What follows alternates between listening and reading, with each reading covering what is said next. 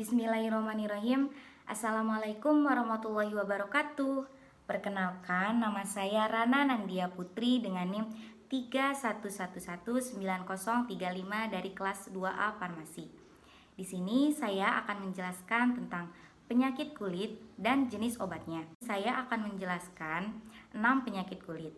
Yang pertama yaitu ada herpes, yang kedua ada kurap, yang ketiga ada kudis, yang keempat ada bisul, yang kelima jerawat, dan yang terakhir mata ikan. Nah, untuk yang pertama di sini saya akan menjelaskan tentang herpes. Apa sih herpes itu? Herpes adalah penyakit kulit yang disebabkan oleh infeksi virus. Infeksi virus ini biasanya ditandai dengan kulit kering, luka lepuh, atau luka terbuka yang berair. Biasanya herpes yang sering menyerang manusia itu ada dua. Yang pertama ada herpes simplex virus (HSV) dan juga varicella zoster virus. Nah, untuk selanjutnya saya akan menjelaskan obat yang bisa dipakai untuk mengobati herpes. Di sini saya mengambil obat acyclovir-cream. Acyclovir-cream ini memiliki kandungan zat aktif acyclovir yang tiap gramnya tuh mengandung acyclovir 50 mg. Indikasi untuk acyclovir ini bisa digunakan untuk herpes zoster, varicella zoster, dan herpes simplex. Untuk dosisnya, penggunaan obat ini tuh harus sesuai dengan petunjuk dokter. Nah, dosisnya, oleskan krim ini 5 kali sehari setiap 4 jam tanpa dosis malam.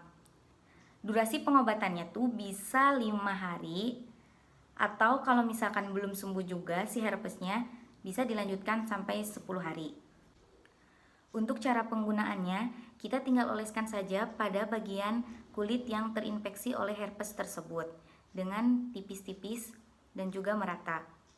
Nah, untuk mekanisme kerja dari acyclovir ini tuh memiliki efek antivirus dengan cara menghambat sintesis DNA sehingga mencegah replikasi virus.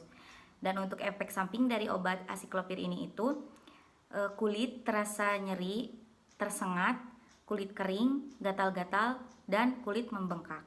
Untuk yang kedua yaitu ada kurap. Kurap adalah penyakit kulit yang disebabkan oleh infeksi jamur. Jamur penyebab kurap ini ada 3 jenis. Yang pertama ada Trichopiton, Microsporum, dan Epidermophyton. Jamur tersebut bisa hidup dalam waktu yang lama sebagai spora di tanah. Infeksi jamur ini dapat menimbulkan ruam melingkar yang berwarna merah.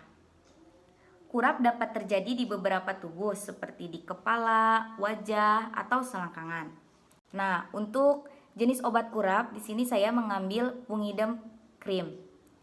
Pungidem cream ini memiliki kandungan clotrimazole 1% dan untuk indikasinya Pungidem cream ini digunakan untuk mengatasi dermatomikosis atau infeksi kulit akibat jamur seperti gatal, kutu air, panu, infeksi jamur di kulit kepala, kurap pada kulit dan kuku. Untuk dosis penggunaan obat Pungidem cream ini yaitu dioleskan pada kulit yang terkena kurap 2-3 kali sehari selama 10-14 hari secara teratur dan tidak berhenti. Apabila infeksi tersebut terkena di sela-sela jari kuku, membutuhkan waktu sekitar 1 bulan untuk sembuh. Nah, untuk cara penggunaannya, oleskan tipis-tipis pada bagian yang membutuhkan atau yang terkena kurap tersebut. Untuk mekanisme kerja dari obat ini, bekerja dengan menghambat perkembangan jamur dengan merusak dinding selnya. Untuk efek samping dari obat ini, yang mungkin bisa terjadi yaitu kemerahan atau ruam, menyengat, dan iritasi. Untuk selanjutnya yaitu yang ketiga ada kudis. Kudis atau skabies adalah penyakit kulit yang disebabkan oleh parasit tungau Sarcoptes scabiei. Kudis merupakan penyakit kulit yang bisa menular, misalnya seperti lewat sentuhan. Ciri-ciri dari penyakit ini adalah rasa gatal yang menjalar hebat ketika malam hari, terlebih di sela-sela jari kaki, tangan, di bawah ketiak, alat kelamin, pinggang, dan lainnya. Jenis obat yang diambil untuk kudis, di sini saya mengambil Scabimid cream. Scabimid cream ini mengandung permetrin 5%. Indikasi utama untuk Scabimid cream ini itu untuk pengobatan kudis dan juga bisa juga untuk mengatasi kutu rambut. Untuk dosisnya, obat ini perlu petunjuk dari dokter karena termasuk obat keras. Krim permetin 5% ini dioleskan langsung pada kulit yang terkena kudis sekali sehari pada malam hari dan biarkan selama 8-14 jam dan tidak boleh terkena air. Untuk cara penggunaannya, gunakan skabinit hanya pada permukaan kulit dengan cara dioles sekali sehari di malam hari. Kemudian cuci atau bersihkan sisa krim jika sudah digunakan lebih dari 8-14 jam di kulit. Kemudian selalu ikuti anjuran dokter atau petunjuk penggunaan yang tertera pada kemasan sebelum mulai menggunakannya. Dan obat ini itu tidak dianjurkan untuk anak yang di bawah usia 12 bulan. Untuk mekanisme kerjanya, obat ini mengandalkan permetrin sebagai kandungan utamanya untuk mengatasi kudis. Dan untuk efek sampingnya, kulit bisa terasa terbakar, ringan, dan sementara, menyengat, gatal, eritma, dan ruam. Kemudian untuk yang selanjutnya, yang keempat, ada penyakit kulit yaitu bisul. Nah, penyebab utama bisul adalah infeksi bakteri Staphylococcus aureus pada folikel rambut. Bisul dapat timbul di bagian tubuh mana saja yang ditumbuhi rambut atau bulu termasuk di dalam telinga. Umumnya bisul terjadi pada bagian tubuh yang sering mengalami gesekan dan berkeringat seperti wajah, leher, ketiak, pundak, bokong, selangkangan, dan paha dengan ditandai benjolan merah. Nah, untuk jenis obat untuk bisul, di sini saya mengambil salep gentamicin. Salep gentamicin ini memiliki kandungan gentamicin sulfat 0,1%. Indikasinya, antibiotik berbentuk salep ini yang digunakan untuk mengobati infeksi pada kulit yang disebabkan oleh bakteri. Untuk dosisnya, penggunaan obat ini harus sesuai dengan petunjuk dokter. Dosisnya itu 3-4 kali sehari sampai tercapai kesembuhan.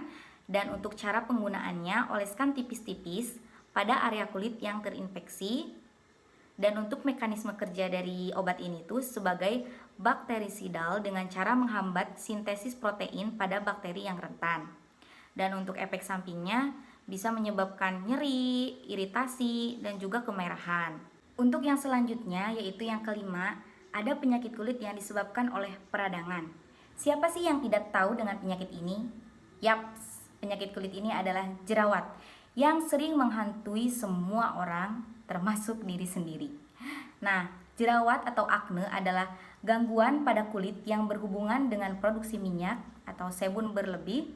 Jerawat terjadi ketika folikel rambut atau tempat tumbuhnya rambut tersumbat oleh minyak dan sel kulit mati.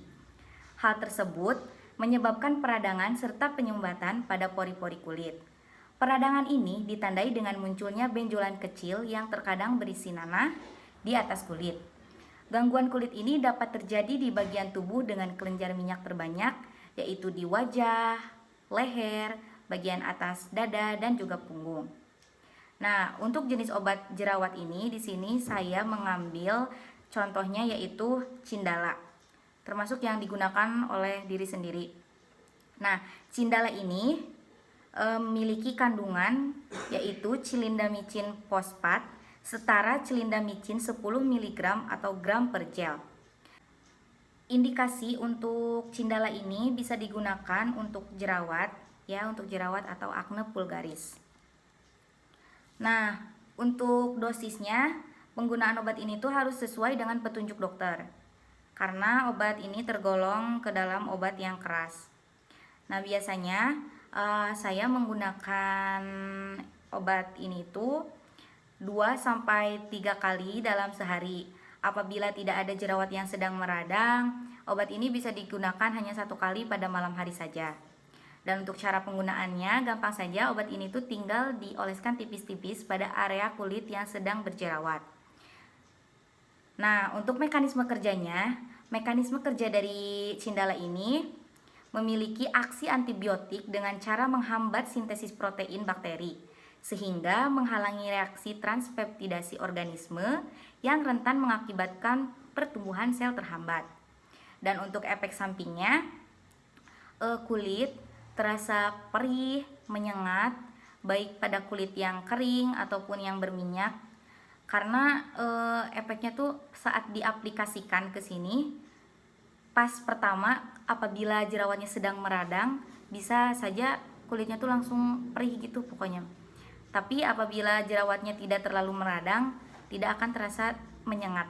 Dan untuk yang terakhir, di sini saya mengambil penyakit kulit yaitu mata ikan. Penyebab terjadinya mata ikan adalah tekanan dan gesekan di kulit terjadi berulang kali. Nah, untuk jenis obat yang saya ambil di sini saya mengambil obat Kalusol.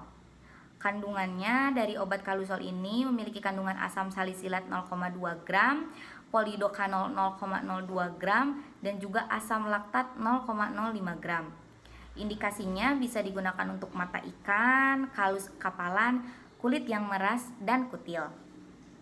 Nah, untuk dosisnya, oleskan Kalusol kepada bagian kulit tersebut sebanyak 1-4 kali setiap hari hingga kutil, mata ikan, atau kapalan terlepas.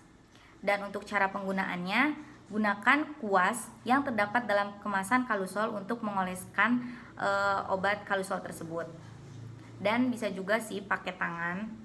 Mekanisme kerja dari obat Kalusol ini memiliki mekanisme kerja keratolitik yang secara bertahap dapat melunakkan dan melepaskan penebalan kulit. Dan untuk efek samping dari Kalusol ini dapat menyebabkan iritasi, kulit kering, rasa tidak nyaman pada kulit, kulit terkelupas, dan juga hiperpigmentasi kulit. Nah, mungkin cukup sekian yang dapat saya sampaikan untuk presentasi mandiri kali ini tentang penyakit kulit dan juga jenis obatnya. Terima kasih atas perhatiannya. Wabillahi taufiq wal hidayah. Wassalamualaikum warahmatullahi wabarakatuh.